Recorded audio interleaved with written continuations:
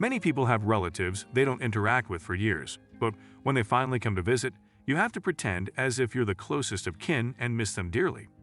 Such relatives were Albert's Aunt Emily and Uncle Carl. Throughout his childhood, he only saw them a few times, and every time, the scene was the same. At that time, the only thing that mattered to Albert was the gifts these guests would bring. When Albert turned 13, guests from Moscow came again, and that's when he started to get to know them better. His mother explained to Albert for the 50th time that this was their paternal aunt, Aunt Emily. Aunt Emily was a short but well-built woman with an unpleasant character. Uncle Carl, on the other hand, was as tall as a nail and constantly silent, watching them. It was hard to believe that they were husband and wife because they were completely different and looked odd together. But despite their differences, they loved each other because they say that opposites attract. Albert's grandmother must have been quite tolerant to endure their visits. Such visits were always more of a gossiping session. "How long are you staying?" asked the grandmother. As always, Aunt Emily replied, and it was always the same. The first 3 days were filled with sharing news and gossip, and then they would start to annoy each other. This time, the week went by quickly. In such visits, there was always a silver lining.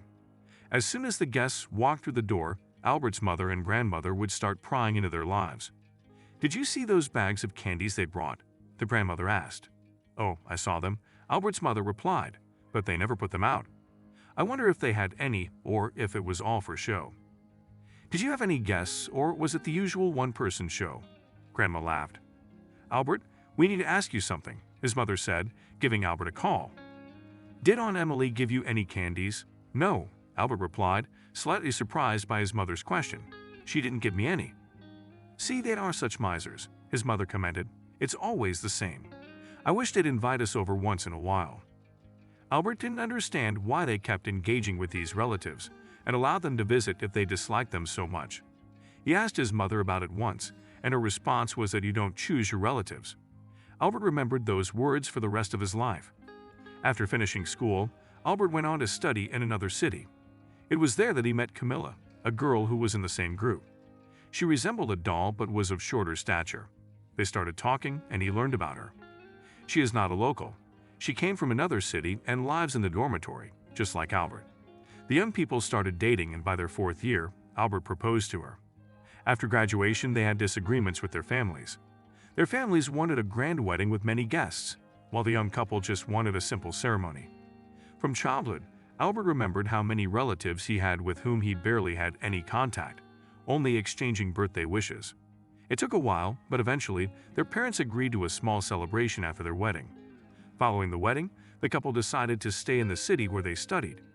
Their parents helped them buy an apartment, and it seemed like everything would be fine. 3 years into their marriage, Albert and Camilla had a little daughter, Victoria, who was a spitting image of her father. As summer approached, Albert was busy at work and missed a call from his mother. When he got a break, he called her back. "Hello, Mom. I'm sorry I couldn't pick up earlier. I was swamped at work," Albert said. "Hello, dear. How are you both?" "How's our granddaughter?" she inquired. "Everything is good on our end. How about you?" "Well, your Aunt Emily and Uncle Carl." "Oh, no, not them," Albert chuckled. "They're coming to visit, right?" "Yes, that's right. It'll be good to have them over. We have some things to discuss with you and your grandmother," his mom continued. Albert laughed over the phone. "Absolutely. I'm sure there's much to talk about. But that's not what I wanted to discuss. What's on our agenda this time?" "Well, you see, their visit might take up a lot of time, and they're planning to stay in your city. Aunt Emily might stay at your place, and they won't need to pay for a hotel." "Sure thing, Mom. Just let me know when they're arriving, and we'll be prepared. Hope you and Camilla won't mind. This is news to us, and we have a little child," Albert reminded her. "I did mention it to them, but they requested just one night. I'll talk to Camilla about it and get back to you," Albert said before hanging up. Albert wasn't thrilled about the news that distant relatives wanted to stay with them for a day. He barely knew them and couldn't remember what they looked like. So to him, they were practically strangers. At home, Camilla was getting their daughter ready for bed. Once she was asleep, they went to the dining table for dinner. Camilla noticed something was bothering her husband and asked, "How was your day? You look tired and, well, a bit off." "It's okay," Albert replied. "Just heard some news that my mom asked if they could stay over for a day. They're distant relatives from Moscow, and I don't really know them well. But I'll talk to you about it later." Camilla reassured him, "No problem, they can stay." After all, they are your relatives. I remember how your mom and grandma used to discuss their faults whenever they left, but they're still your family. Besides, it's just for one night. Albert smiled at Camilla's response and said, "All right, but if anything goes wrong, it's on your conscience." Camilla chuckled and replied, "What could go wrong? Just to be safe, you should call Mom in the morning and tell her that I'm fine with the guests." The next day was a sunny weekend, and Albert and Camilla decided to head out of town for a barbecue. They enjoyed family outings together, not needing noisy crowds or alcohol to have a good time. They headed to the lakeside cabin, which was available for rent on a daily basis. Luckily, it was vacant today. Albert started a fire, while Camilla and their daughter prepared a salad and some appetizers, setting the table. This time, Albert even brought his guitar, and they planned to sing songs by the campfire. When the last skewer of meat was finishing on the grill, Camilla's phone rang. The caller ID displayed Albert's mother's number. "Albert, your mom's calling." She called out to her husband. "Take the call." She said she would call back with the details of when your aunt and uncle are leaving. Camilla answered the phone and greeted, "Hello, how are you?" Albert's mom replied, "Hello, is everything all right with you? We're standing outside your apartment." Camilla, shocked, asked, "You're not at home. Why didn't you warn us?" "Why didn't you let us know?" she retorted, realizing their outdoor plans had to be postponed. Albert's mom, clearly concerned, replied, "I'm not sure. They promised to inform you, but it seems they didn't. Can you call them and tell them we'll be there soon?" Camilla hung up the phone, carrying their daughter in her arms, and walked back to her husband. The smell of the grilled meat made her stomach growl, and she wondered what had made their relatives arrive unannounced and stand outside their apartment. "So we'll have to postpone our outdoor relaxation," Camilla replied. At first, he didn't understand, but Camilla explained with disappointment, "We'll have to go home. But don't worry. Summer has just begun, and we'll definitely come back here soon," Albert reassured his wife. "Just let's have a meal first. Everything's already prepared, and the meat smells delicious." Camilla smiled, and they sat down to eat. They packed their belongings and headed home. The journey took about an hour, and during that time, no one called Albert and Camilla. They decided that their relatives were waiting for them at a nearby cafe. Upon arriving at their building, they noticed nobody in the vicinity. But when they reached their floor, they found Albert's Uncle Carl and Aunt Emily sitting by their apartment door, and their expressions clearly revealed their anger. "Hello," Camilla greeted. "I'm Camilla, Albert's wife," and extended her hand. "Hi. Where on earth have you been dragging us?" Aunt Emily asked. "You didn't inform us when you'd be coming. That's why we went to the lake," Albert explained. "You could have just stayed without going on your trips. You knew we'd be coming soon," Aunt Emily retorted. Albert rolled his eyes and decided not to respond. He opened the door and invited them inside. "Make yourselves at home," he finally said. "Our bags, bring them in," Aunt Emily instructed. Albert carried their suitcases into the apartment. "What, are you carrying bricks in there?" he quipped, to which Aunt Emily replied sardonically, "Cinder blocks." Camilla, observing all of this, understood that the day with her husband's relatives would be quite lively. Albert was displeased with their behavior, especially Uncle Carl's, but he couldn't say it outright because Uncle Carl was silently and firmly against accommodating guests for the night. This was confirmed when, during breakfast, they informed Albert and Camilla that they needed to stay with them for a couple of days. "Albert will stay for another 2 days," Uncle Carl announced. "So, prepare something decent for lunch. My friend will be dropping by," Aunt Emily said, as if they were the only ones in this apartment for the next couple of days. Albert questioned, his expression revealing his opposition. "Well, are you going to kick us out to a hotel?" she asked. "No," Albert replied through gritted teeth. "Prepare something substantial for lunch. Don't skimp on our guests," she instructed Camilla. "Can you talk more politely to my wife?" Albert interjected. "Sure, please." Camilla was simply in shock.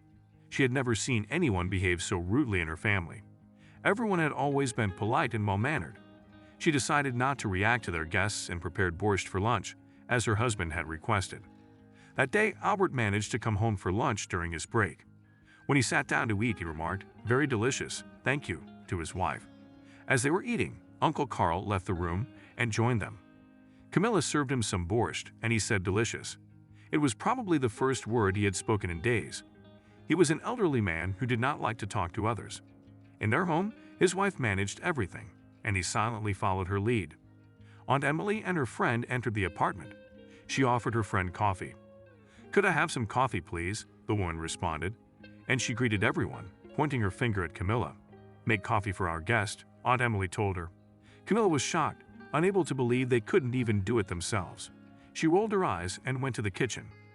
After lunch, Albert headed off to work, asking his wife not to argue with the guests. Aunt Emily's friend also went home, and the woman went to rest. Camilla turned on cartoons for Victoria and started doing the dishes.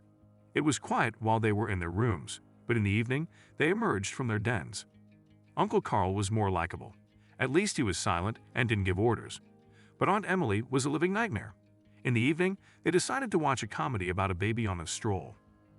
"What a beautiful baby stars in this movie, unlike your daughter," Aunt Emily suddenly remarked. Camilla's blood began to boil as she retorted, "What'd you just say?" "I said it just a bit differently. Just stating a fact that your child resembles a boy and is not very attractive," Aunt Emily replied, pushing Camilla's buttons. Albert couldn't hold back any longer and said, "Watch your tongue, don't address me as you. You've crossed the line. She's just a child, and by the way, I'm going to bed." Aunt Emily replied, "Fine, whatever, I'm going to bed," and hurried off to her room. Uncle Carl followed. He followed his wife. Camilla turned to Albert with an angry face and said, "Do as you please, but that woman will not have a foot in our house tomorrow. I can't tolerate her rudeness. I'll take our child away if need be." Threateningly, she continued. Albert nodded in response, then went out to the balcony. Despite the late hour, he called his mother, and she picked up after a couple of rings. It turned out she wasn't sleeping. "What happened? Why are you calling so late?" she asked, sounding alarmed. "It's not on Emily. It's a nightmare. She insulted our daughter, called her ugly. So don't be surprised if they come in a bad mood tomorrow," her son explained. "Tomorrow?" His mother didn't fully understand. "Never mind, it's too late. Go to sleep," he replied. The night was tough. Victoria couldn't sleep for a long time, constantly crying. Camilla tried to comfort her, but it was in vain. The girl continued to cry loudly, filling the whole apartment. Unable to endure it any longer, Aunt Emily came out of her room, hastily threw on a robe, and said, "Can you calm your child down? You've got everyone on edge with this screaming." Camilla replied, "I'm trying. Can you see? Albert is making us some chamomile tea." "What kind of tea is that? You're such an inept mother." "Give me the child," Aunt Emily scolded. Albert walked in, carrying a tray with the tea, and said, "What's going on here?" Aunt Emily snapped back, "This clumsy mother is just useless. Hand over the child." "I'll calm him down quickly." Aunt Emily started to reach out to Victoria, and just then Albert entered, hearing the commotion. "Leave my wife and daughter alone," he barked at his relative. "Aunt Emily, your wife can't handle it. She can't soothe the child even after an hour," she said. "I'll deal with my family myself. You just go about your business." "Leave my wife alone," Albert replied to her, "and don't you dare insult her or you'll be sorry." "What do you mean? I only speak the truth," Aunt Emily retorted. "What kind of truth is that? How you described my wife?" Albert challenged. "Don't insult me here. I don't want anything to do with family like you, who treat me and my family like trash." "Fine, I'll be happy to leave this madhouse," Aunt Emily responded. "But I will make sure to tell your mother about her rude son." "Go ahead and tell her," Albert fired back, not backing down. "She knows what kind of woman you are." Albert, unaccustomed to such scandalous situations in their home, couldn't take it anymore and yelled at the woman. "Enough. There won't be a trace of your presence here by morning. You're just an inadequate woman. I want nothing to do with such relatives who disrespect me and my family." Aunt Emily responded, "I'm happy to leave this place. Goodbye, you insolent, ill-bred boy. I'll tell your mother everything. She should be ashamed of her son. Tell her everything. She knows what kind of woman you are," Albert responded to her words. Then, Aunt Emily began shouting at the top of her lungs, "Victoria, wake up. Get up. Pack your things. We're going to spend the night in a hotel." Carl woke up quickly, and she shouted at him to get up. They quickly gathered their belongings and left without saying goodbye. Camilla and Albert sighed with relief. Even Victoria fell asleep easily after they left. A week later, Albert's mother called and told them about the angry relatives who had come and complained for days. They told her that she had raised a rude and insolent son. Albert replied that they should look in the mirror if they wanted to see something worse. Camilla, for her part, told her husband that she never wanted to host such guests again.